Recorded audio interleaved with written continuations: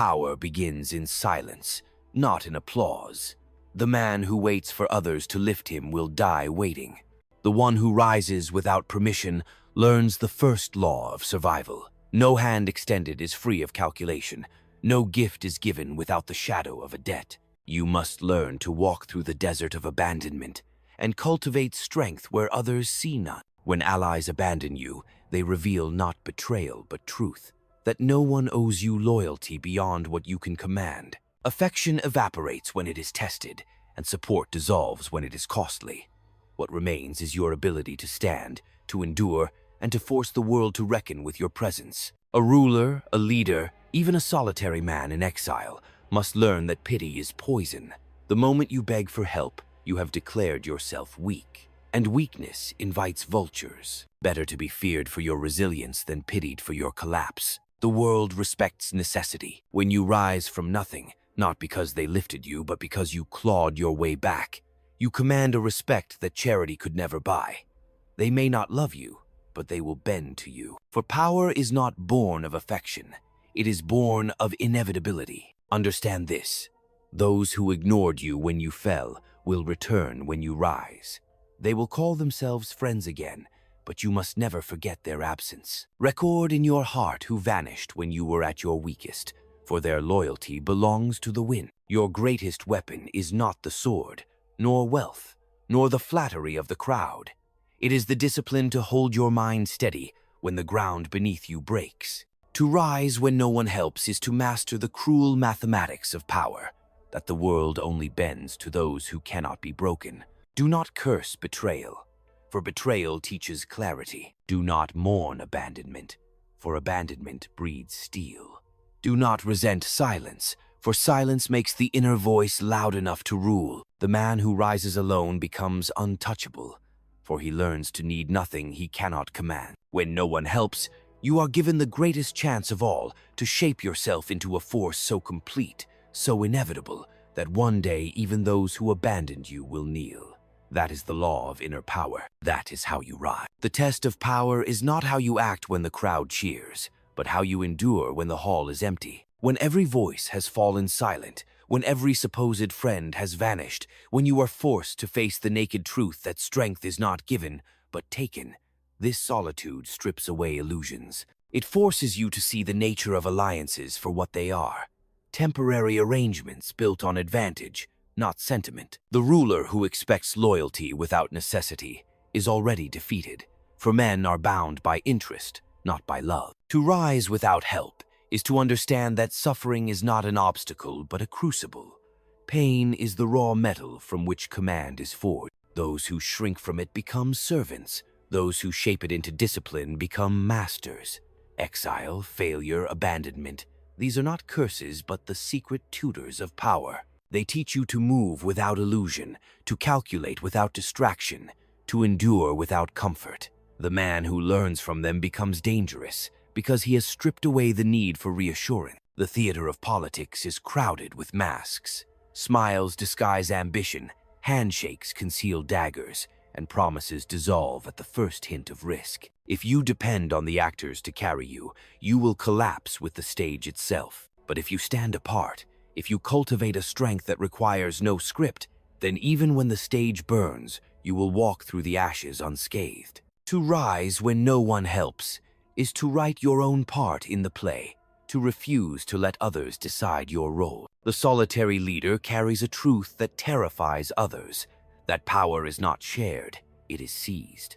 Assistance is given only when it serves another's design, but true sovereignty begins where assistance ends. To live by this law is to accept the loneliness of command, the cold air of independence, and the burden of being your own fortress. Most men would rather surrender than carry that weight, but those who do not flinch become rulers not only of others, but of themselves. And so, you must learn to value the desert.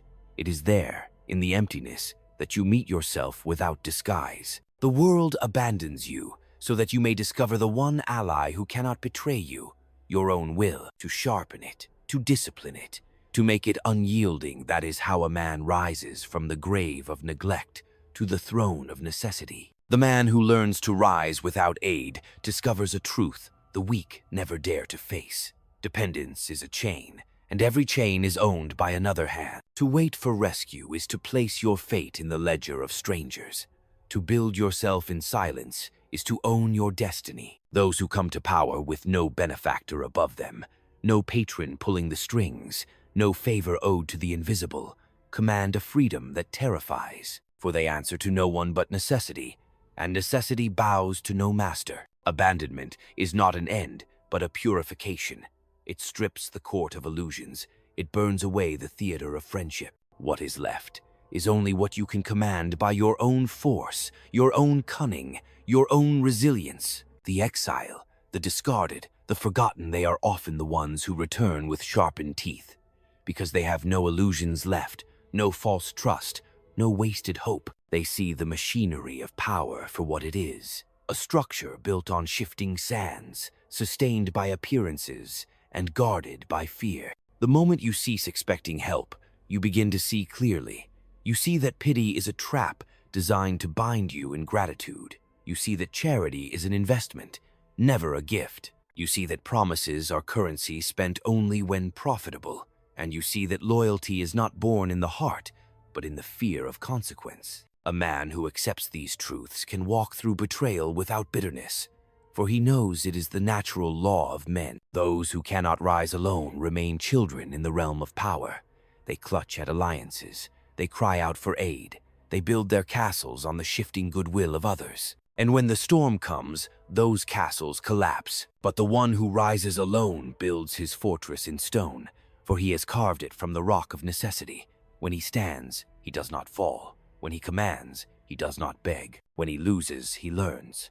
And when he wins, he is untouchable. Consider this: to be feared for your independence is far greater than to be loved for your weakness. For love withers under the weight of inconvenience, but fear endures as long as your strength is undeniable. Those who once turned their backs will return, not with affection, but with submission. They will disguise their fear with words of loyalty, but you will know the truth that their loyalty was purchased by your rise, not by your need. The law of inner power is merciless. Rise alone, or be forgotten. Use abandonment as your forge. Use betrayal as your tutor.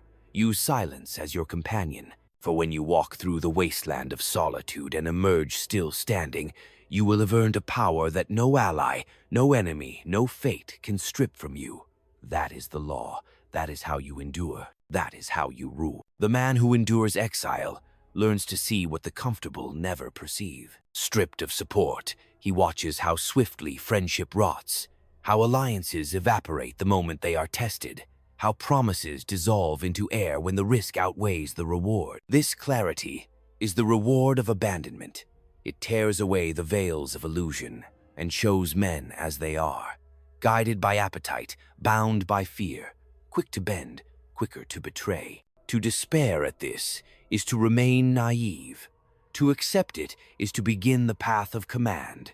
For the ruler who rises without aid holds an advantage over all others. He owes nothing. His hands are not tied by gratitude. His vision is not clouded by sentiment. His will is not bent by the debts of past favors. He is free to calculate as necessity dictates, to punish without hesitation, to reward only where it strengthens his position. Others remain chained by the false nobility of obligation.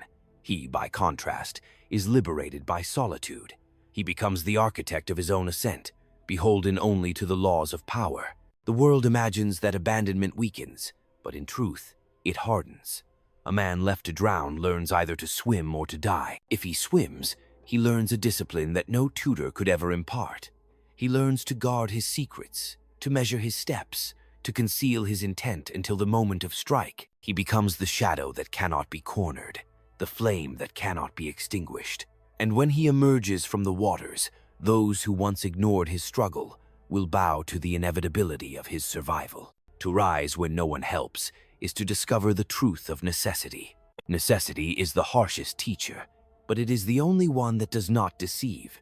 It strips away the illusions of choice, forcing you to act with precision or perish. It burns away the excess, leaving only what is essential: discipline, cunning, endurance. These are not virtues. they are instruments. They are the iron tools by which one carves power from the stone of adversity. Understand this. The man who has faced solitude without breaking is more dangerous than any army. He cannot be seduced by comfort, for he knows its fragility. He cannot be threatened with abandonment, for he has walked through it already. He cannot be bribed with promises, for he has learned their emptiness. His strength is not borrowed, it is owned, and strength that is owned cannot be stolen. So when the world denies you its hand, do not curse the silence. It is a gift disguised as cruelty. It teaches you the first law of dominion: rise without help or never rise at all. The one who climbs alone will command the mountain. The one who waits for assistance will be buried beneath it. The solitude you once cursed becomes the anvil on which your will is beaten into iron. Every disappointment, every silence, every betrayal hammers you harder, and instead of breaking, you become sharper, leaner, more precise.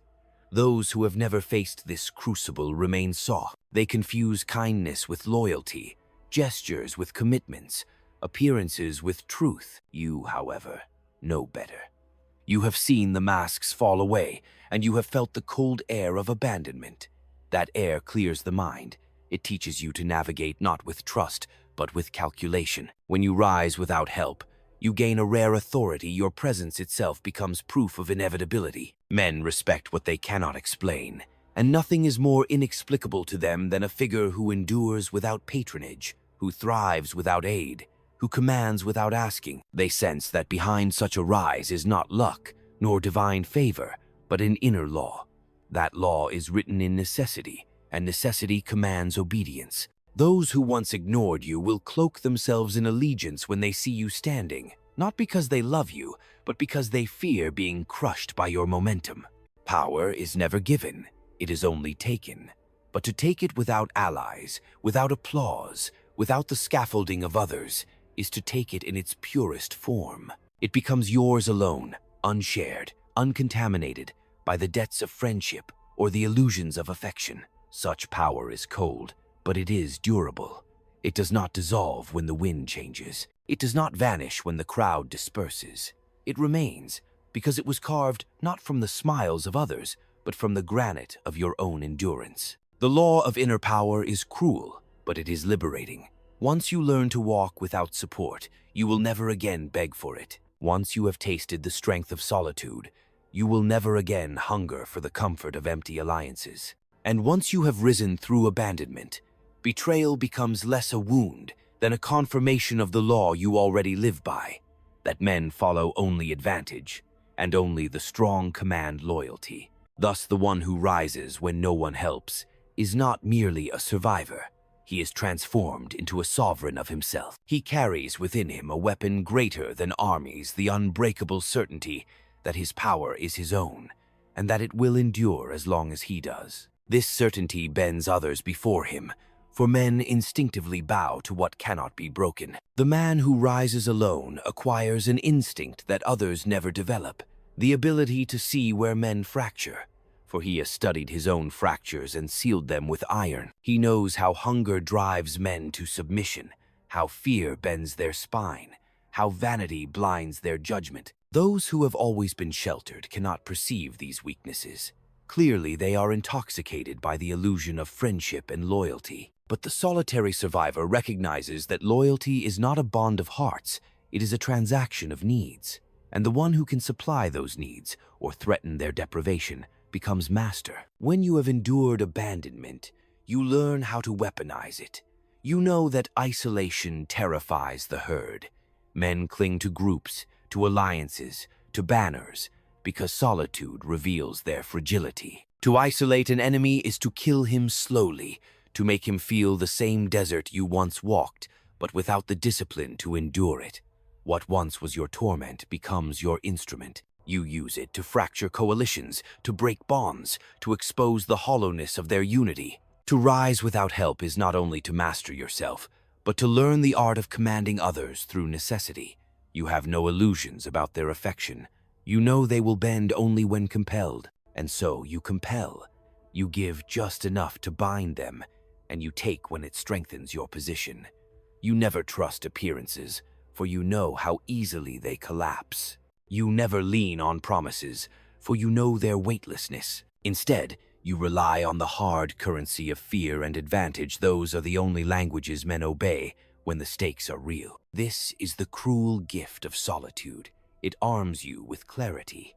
It reveals that the theater of politics is not a drama of virtue and love, but a battlefield of survival and control. Those who play it with illusions are devoured. Those who play it with necessity dominate. And the one who has risen from nothing, unaided, abandoned, betrayed, becomes the coldest strategist of them all, for he expects nothing, and so he loses nothing. He calculates only what strengthens his grit. The law of inner power is not gentle. It does not promise companionship or warmth.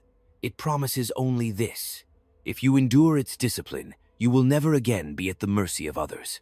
You will be the storm they cannot contain, the weight they cannot ignore, the figure who commands not because he asks, but because his survival has made his authority inevitable. Appearances are the armor of the ruler. Having risen through solitude, you must learn to clothe your survival in symbols that others can neither pierce nor ignore. Men rarely seek truth. They seek images to believe in. Thus, you must become the image that commands their faith, even as you conceal the steel of calculation beneath it. The solitary man cannot afford naked honesty. It is too fragile a garment. Instead, he must learn to wear the mask that protects him, a mask that reassures allies, disarms enemies, and hides the machinery of his intent. Understand this well. Men judge not by what is, but by what they perceive. They do not see the nights you endured hunger, the betrayals you survived, the cold silence that shaped you. They see only the figure that stands before them now. Use this blindness to your advantage. Craft your image as carefully as a general arranges his troops. Let them see strength where you are calculating. Let them see confidence where you are cautious. Let them see inevitability where you are still building. The appearance of power often compels obedience long before power itself is secured. Fear is the truest cement of loyalty. Love may inspire devotion in times of plenty, but it evaporates under strain. Fear, however, remains steady, so long as it is managed with precision. You need not be cruel for cruelty's sake that is wasteful and breeds rebellion. Instead, be selective, deliberate, and theatrical. One punishment, visible to all, achieves more than 100 private warnings. Men are ruled not by memory, but by spectacle. The fear you instill must be memorable, undeniable, and just enough to remind them that your will is not to be tested. But power is not sustained by fear alone. Appearances of mercy, of generosity, of shared destiny, these two are tools, so long as they do not weaken your command. Give only when it binds others closer, when it deepens their dependence on you. To give freely, without calculation, is to play the fool. Every act of kindness must be measured, every display of compassion a transaction. The world will praise you for it, but you will know the truth, that even generosity is a weapon in disguise. The solitary man who rises without help carries within him a double vision. He sees the brutal reality of necessity, and he knows how to cloak it with the graceful fabric of appearances. He calculates with cold precision, but presents himself with warmth when it serves. He inspires where he must, intimidates where he can, and conceals his hand until the moment he strikes. This dual mastery of inner steel and outward illusion is the essence of power. Thus the law of inner power evolves, from enduring solitude, to seizing necessity, to commanding appearances, to mastering fear. Each layer builds upon the last, until the man who was abandoned becomes the man who bends the world to his design. Consider the general who is outnumbered. He knows his men are exhausted, his supplies thin, and his enemy emboldened. Yet instead of retreating, he lights more campfires than his forces require, spreads his banners across the hills, and orders drums to beat through the night. By dawn, the enemy sees not weakness, but overwhelming strength. They hesitate, misjudge, and in that hesitation, he seizes victory. This is the power of appearances turned into survival, the illusion of abundance masking scarcity, the performance of inevitability when the truth is fragility. Or think of the merchant who has lost everything in the market crash. His competitors whisper of his ruin, but he dresses in silk, holds feasts, and pays debts in full view, though each coin comes from borrowed hands. While others believe him unbroken, investors flock back, customers return, and his rivals lose nerve. By the time they discover the ruse, his fortune is real again. He rose not because they helped him, but because he understood that perception precedes reality. There is also the exiled prince who wandered foreign courts, ignored, dismissed, treated as a relic. He did not beg for arms or sympathy. Instead, he observed how those courts functioned, how alliances shifted, how betrayal was brokered behind closed doors. When civil war erupted in his homeland, he returned not with an army, but with knowledge. He whispered to one faction the weaknesses of another, fanned mistrust, and turned allies into enemies. In the chaos, the throne stood empty, and he took it without bloodshed. Solitude had been his teacher, patience his weapon. Even in the smallest theater of power, the household, the workshop, the village, the same laws apply. A craftsman once slandered by rivals can either collapse or transform the insult into fire. Instead of defending himself with words, he produces work so flawless, so undeniable, that the same tongues which mocked him must now praise him. His enemies are defeated not by argument, but by the inevitability of his excellence. He rose without allies, because necessity sharpened his craft beyond the reach of malice. The law of inner power repeats itself across all scales of life. The soldier who survives because he learns to fight when his comrades flee. The scholar who is ignored by patrons but builds his name on ideas too dangerous to suppress. The widow who, left without protection, cultivates the cunning to manage lands, deceive creditors, and secure her family's survival in a world that expected her to collapse. Each of them discovers the same truth, that abandonment, when endured, becomes a reservoir of strength that cannot be borrowed and cannot be stolen. These examples are not tales of fortune, but of necessity. Each reveals that the man or woman who endures without help does not merely survive, but returns with a kind of authority that terrifies others. For they carry within them proof that power can be forged in solitude, that strength can grow in the very soil of betrayal, that survival itself can become command. To rise when no one helps is to embrace the naked truth that the path of power was never meant to be shared. The hand that reaches for you always expects a grip in return, and the shoulders offered to lift you higher are never free of their own design. To walk alone is to strip yourself of these illusions, to bear the weight of ambition without a crutch, and to understand that the higher you climb, the fewer companions you will find. Solitude is not a punishment, it is the condition of ascent. In the silence of abandonment, the mind is forced to sharpen. You begin to see the hidden architecture of advantage, the unseen gears of influence, the subtle movements of necessity. Deprived of assistance, you become a strategist of survival, forced to find leverage where others see only void. This discipline becomes the marrow of your strength. Where others collapse under neglect, you build an invisible empire within yourself. And when the time comes to act, it is this inner empire that sustains you. Rising without help transforms the very fabric of your authority. For every step you carve alone becomes irrefutable proof of your inevitability. Men may deny your worth in words, but they cannot erase the fact of your endurance.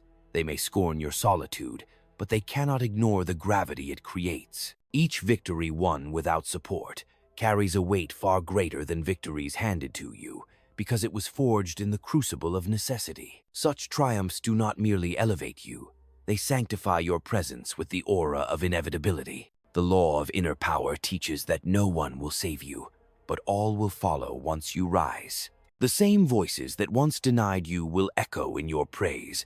The same hands that withheld will extend themselves in submission. Yet you must never forget the truth of your journey, that when you stood at the edge of ruin, no one came. This memory is not for bitterness, but for clarity. It anchors you in the knowledge that your power was carved from abandonment, and therefore belongs to you alone. To rise when no one helps is to become sovereign of yourself. It is to govern your own mind with the same firmness that rulers impose on kingdoms.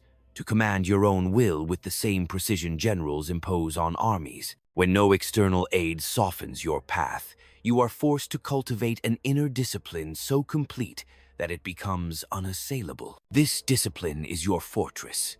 It cannot be toppled by betrayal, because it was built in betrayal's shadow. It cannot be shaken by loss, because it grew from loss. It cannot be broken by silence, because silence was its soil. This is the law, that power achieved without help endures longer, cuts deeper, and commands greater respect than any power lent by allies or bestowed by fortune. To live by this law is to stand apart, to rise not with borrowed wings, but with the strength of your own relentless climb. And when you stand at the summit, you will know what few ever learn, that the most enduring throne is not the one raised by others, but the one you built with your own hands when no one reached for you. Strength without aid does not merely defend, it conquers. To rise when no one helps is to understand that every step you take is a declaration of war upon dependence itself. Men who rely on others are bound by invisible chains, dragged in directions they did not choose.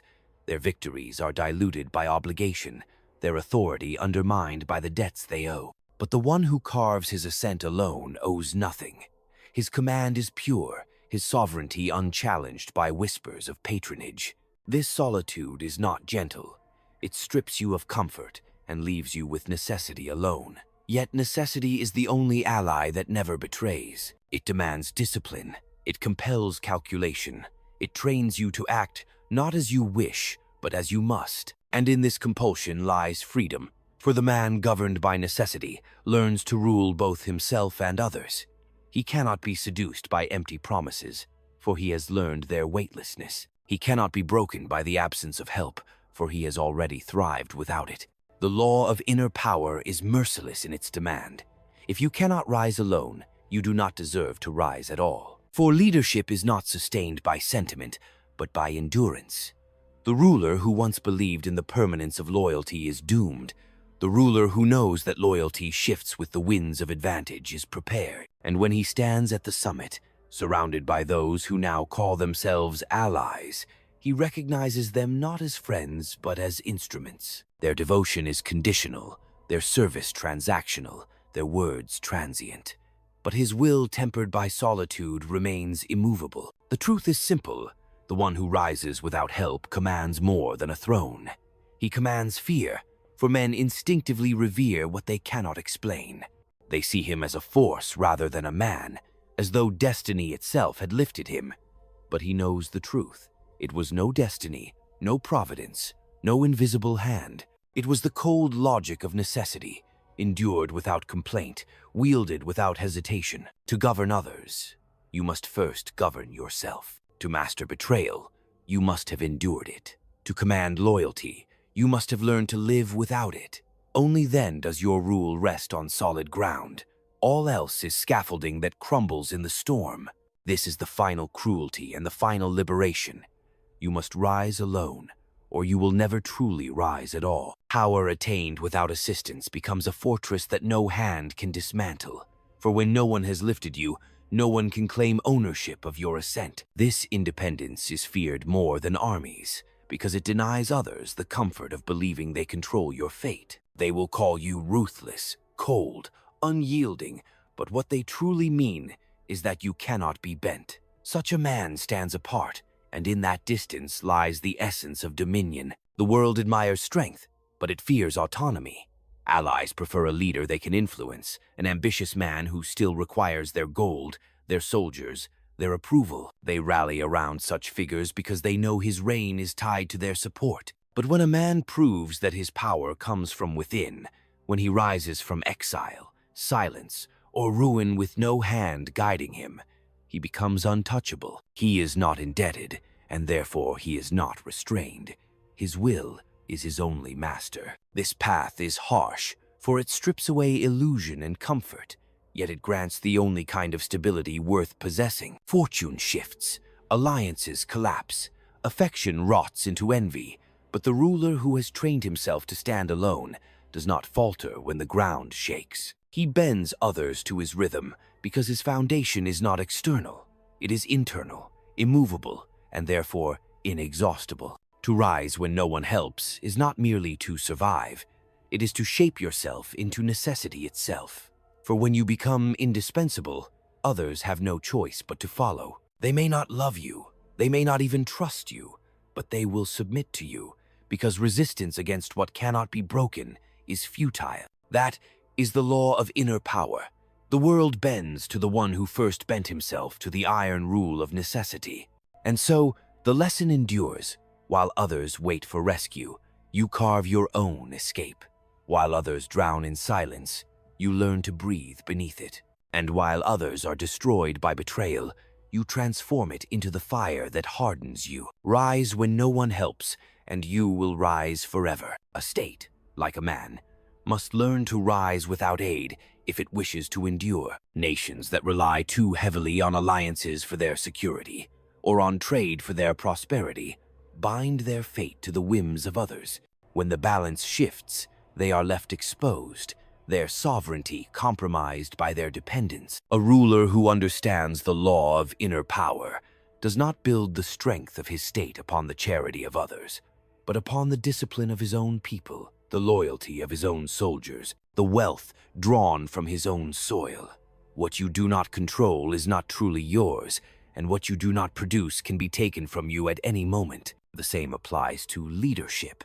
A prince who depends on his advisors for wisdom is not truly a prince, but a mouthpiece. A commander who depends on mercenaries for his victories has not won at all, but merely rented glory that can turn to ash when the pay runs thin. A politician who relies on applause to guide his policies rules nothing but the crowd's fleeting passion. But the one who has trained himself to endure solitude, who has built the habit of ruling even when voices fall silent, is never shaken. His decisions are born from necessity, not popularity. His strength is anchored in the knowledge that he has stood alone before, and he can stand alone again. To rise when no one helps is to strip away illusions of permanence.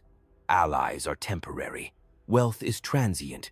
Reputations fade. The only thing that endures is the discipline to act with clarity when all else is uncertain. This is the heart of real power, the ability to impose order when the world descends into chaos. Men will call it fortune when you succeed, but you will know it is preparation. They will call it destiny, but you will know it is necessity. Thus, the solitary ruler, hardened by abandonment, acquires an authority others cannot counterfeit. He does not lean on appearances, he creates them. He does not wait for loyalty, he commands it. He does not pray for stability, he manufactures it. When he rises, the world is forced to bend not because it wishes to, but because it cannot do otherwise. And so the law of inner power governs not only the soul of the man, but the body of the state. To depend is to be fragile. To stand alone is to be feared. To endure necessity is to become inevitable. This inevitability is the true throne, more secure than marble, more enduring than gold, and more terrible than any sword. Empire is not founded on generosity, nor on the goodwill of neighbors.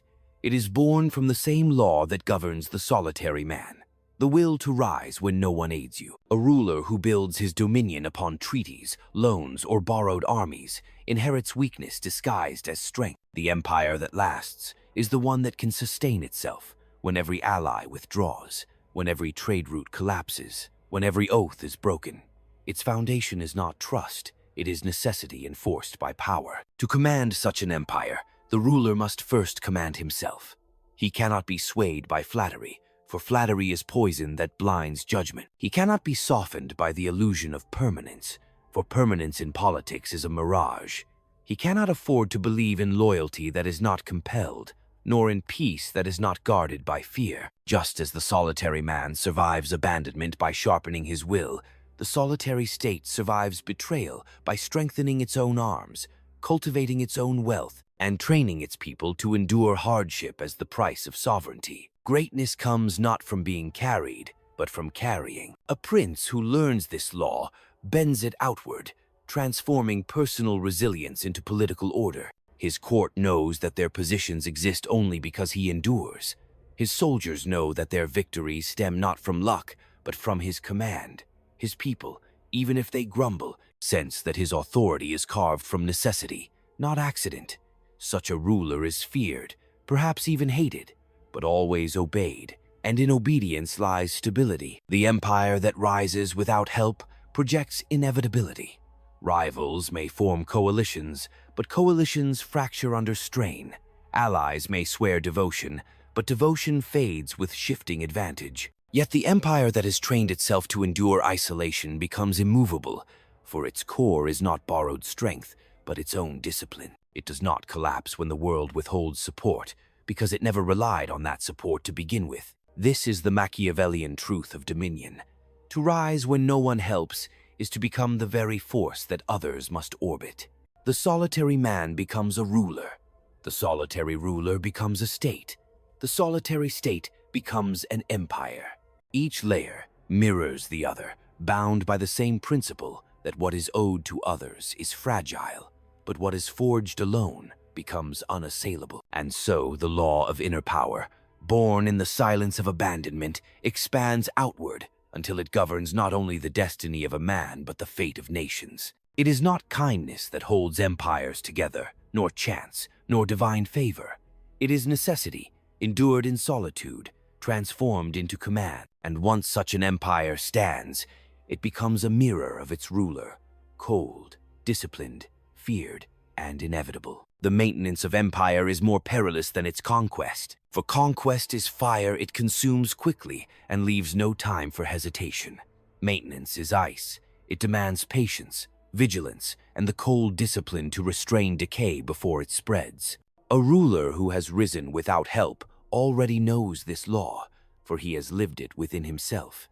The greatest danger is not the assault from without, but the corrosion from within. Decay begins in comfort. Subjects, once hardened by necessity, grow complacent in abundance. They forget that survival was once bought with blood and discipline. Advisors, grown secure in their positions, begin to mistake privilege for permanence. Armies, spoiled by victory, relax their training and prefer ease to vigilance. This is the first enemy of empire, not invasion, but softness. And softness is born when the ruler forgets the law that raised him, that only solitude, necessity, and discipline preserve strength. To prevent decay, appearances must be managed with as much rigor as armies. Let the people see vigilance even in times of peace. Let the court feel that every privilege depends upon continued loyalty. Let the army sense that glory can vanish if discipline falters. Fear, when measured, is not cruelty but maintenance. It is the chain that keeps men from wandering into betrayal, the shadow that keeps ambition from becoming rebellion. The ruler who neglects this will watch his empire rot while his subjects sing of liberty. Yet fear alone corrodes if wielded without balance. The wise ruler cloaks necessity in the garments of order, justice, or destiny. He gives his people the illusion of choice while binding them with the reality of dependence. He allows advisors to quarrel, but ensures none can rise high enough to threaten him. He rewards soldiers generously, but only when they serve his end. He lets the masses believe they are loved, but never forgets that their love is as fickle as the wind. Thus, he governs not with trust, but with control masked as benevolence. An empire secured by fear and necessity must never lose its edge. To rise without help is to learn that collapse is always near, that fortune is always shifting, that enemies wait beyond every border and within every chamber. This vigilance must never fade. The solitary ruler, hardened by betrayal, knows that the most dangerous moment is not when he is attacked, but when he is applauded. For applause dulls the blade, while attack sharpens it. Therefore, to maintain dominion, the ruler must live as he first rose, unassisted, unsoftened, unillusioned. He must treat allies as instruments, victories as warnings, prosperity as temporary. In doing so, he ensures that his empire, like himself, cannot be broken by the absence of aid because it was built to endure alone. The psychology of rule is the deepest battlefield, for it requires no armies, no banners, no outward violence. It is waged within the minds of men, where perception is stronger than steel and belief more binding than chain. A ruler who has risen without help understands this terrain with clarity, for he has fought that war first within himself. He knows what it means to silence doubt, to transmute fear into discipline, to create certainty where none existed. The same art he practiced in solitude must now be projected across an empire. To govern minds, one must master appearances with surgical precision. Men crave direction. They fear the void. If you present yourself as inevitable, they will surrender to your presence as if it were fate itself. If you allow them to glimpse hesitation, they will circle like wolves sensing weakness. Thus, the solitary ruler speaks with calm authority even when the ground quakes beneath him. He acts as though each decision is deliberate, each setback foreseen, each outcome a design rather than an accident. In this way, he converts uncertainty into obedience, for men would rather believe in a strong lie than face the terror of leaderless truth. Control of belief requires balance. Too much fear, and men conspire in the shadows. Too much indulgence, and they forget who commands them. The art is to alternate, to show mercy when it deepens dependence, to strike when it restores fear, to maintain a rhythm that keeps subjects uncertain but never secure. In this tension lies stability. Men obey not because they love or hate, but because they are caught between both and dare not move. The solitary ruler bends not only action but memory. He reshapes history to serve his dominion, reminding the people that before his rise there was only chaos, weakness, betrayal. He paints his enemies as villains, his victories as salvation, his rule as the boundary between order and collapse. In time, they believe not only that he governs them, but that he alone preserves them. This belief, once fixed, is stronger than law, for it governs conscience itself. But the greatest mastery is not over subjects, but over rivals. The ruler who rose without help knows how to read ambition in the eyes of others. He sees the hunger for recognition, the thirst for advantage, the concealed envy that festers behind smiles. He uses these weaknesses as levers, setting one rival against another, allowing ambition to consume itself while he remains untouched. He does not crush every threat outright. He cultivates them, manipulates them, drains their strength until they are hollow. In this way, he governs the minds of the ambitious as surely as he governs the fears of the masses. The psychology of rule is the refinement of the law of inner power. It takes the lessons learned in solitude, the silence, the betrayal, the abandonment, and turns them outward, forging an empire not from stone or steel, but from the inner lives of men. To rise when no one helps is to learn first how to rule yourself. To maintain dominion, you must learn how to rule the minds of all others. Succession is the final test of a ruler who has risen without aid. For while his strength may have built an empire, that empire remains vulnerable if its future rests in hands weaker than his own. Men follow inevitability, not lineage. They obey strength, not inheritance. A dynasty that forgets this law rots from within, for it assumes that blood alone compels obedience. In truth, only necessity does. The solitary ruler, hardened by his own rise, must ensure that what he forged in discipline does not decay into indulgence. His heirs cannot be softened by luxury, surrounded only by sycophants and flattery. They must be trained as he was tested in solitude, shaped by hardship, taught to endure abandonment without breaking. To inherit power is not enough. They must inherit the ability to rise without aid, or the empire will fracture the moment they grasp the reins. Thus, succession must be secured not by sentiment, but by design.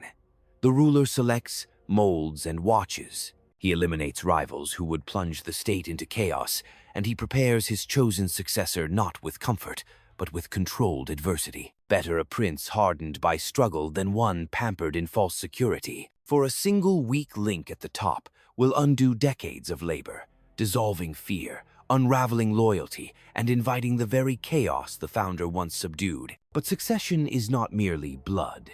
Institutions, appearances, and memory must be shaped to serve as silent guardians. The people must be taught not only to obey the ruler, but to revere the office itself as indispensable. The army must be bound not to a person, but to the survival of the state. The court must fear division more than obedience. In this way, the empire is not left naked at the death of its master, but continues under the shadow of his design. For the solitary ruler knows that his power was never meant to be eternal.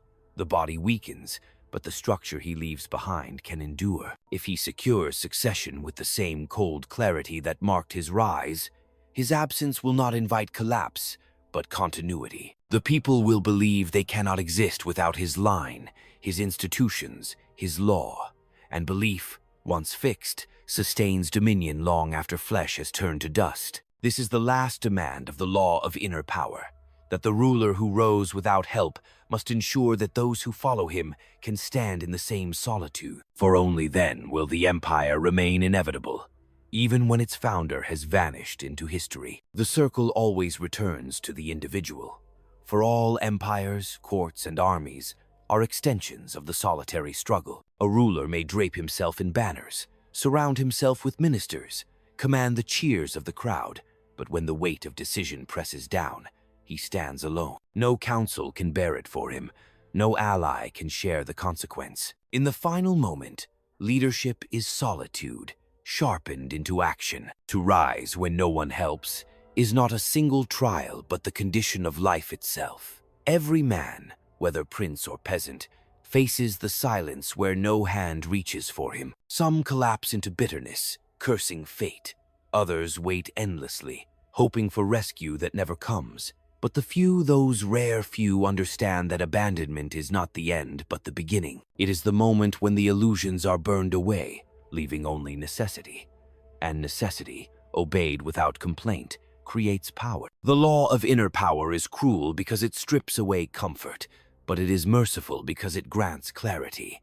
It teaches that strength is not bestowed, it is taken. That loyalty is not permanent, it is conditional.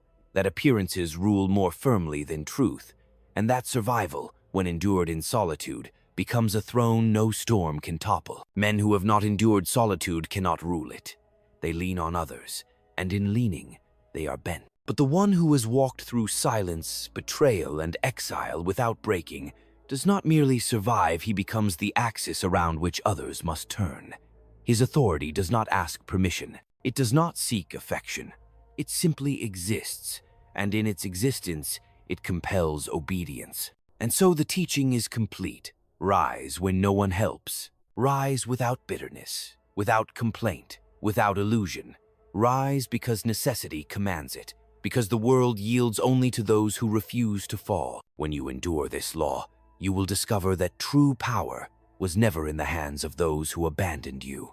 It was always in the strength you forged when you stood alone. To rise when no one helps is to confront the most ruthless truth of existence, that power belongs only to those who cease expecting it from others. The world is not moved by your need, but by your strength. And strength is not born in applause, nor in charity, nor in the shelter of alliances. It is born in the desert of abandonment, where no hand reaches for you and no voice calls your name. It is there, in that silence, that the foundation of all rule is laid. You learn that dependence is weakness disguised as comfort. You learn that loyalty is not granted freely, but compelled by fear, advantage, and necessity. You learn that survival is not gifted, but taken with discipline and clarity. And when you rise alone, when you carve your path without aid, you carry within you an authority that no patron, no ally, no benefactor can ever claim. It is yours, and yours alone.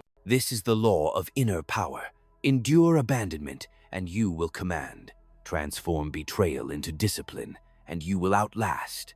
Accept necessity as your master, and you will become master of others. Men will return to you when you rise, not out of love, but out of recognition that you cannot be broken. And recognition is the seed of obedience. To rise when no one helps is not simply to survive. It is to become inevitable. You no longer ask, you no longer beg, you no longer wait. You act, you endure, you ascend. And when you stand, the world bends not because it chose to, but because it had no choice. That is how you rise. That is how you rule. That is the unyielding law of inner power.